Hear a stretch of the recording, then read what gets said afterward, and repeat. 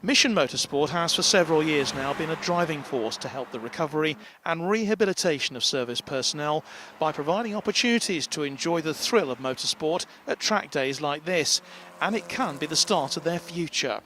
In the past 2 years alone, more than 50 wounded, injured and sick personnel have found jobs in the motor industry thanks to their training and vocational programmes. UK automotive industry, over £80 billion of turnover a year, in huge growth, being incredibly successful.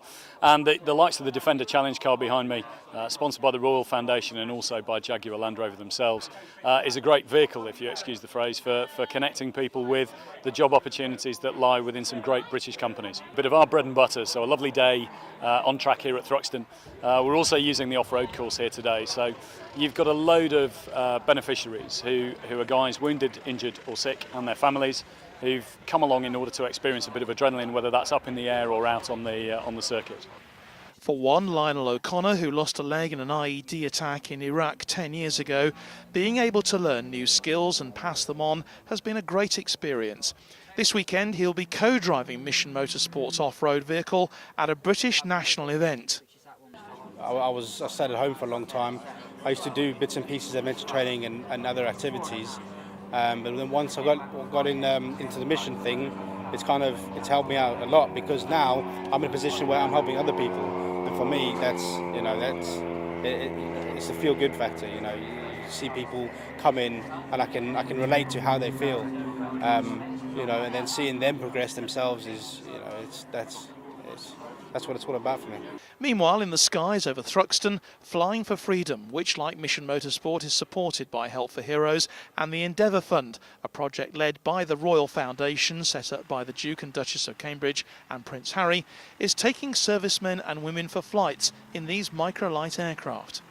The team are currently flying around the country, stopping at airfields closest to the main rehab centres to give personnel taster flights. And with Mission Motorsport, since they started 4 years ago, they've changed people's lives and helped some become pilots, the men and women doing the flying today. The guys who are now piloting out the aircraft are guys that we recruited 4 years ago as complete novices, never flown. We've taught them to fly. Last year they went and did a round Britain trip, 9 days, 2,000 miles, which is quite an achievement. Not many able-bodied pilots ever achieve that, so to do that so quickly, really, in flying experience terms, was a great achievement. And we thought this year what we'd do is make it slightly different, and we would take that opportunity to fly to all the recovery centres around the UK. So that's what we're doing. We're going to airfields as close as we can to the recovery centres, and getting guys around those areas who have been injured to come and fly with or being flown by their comrades.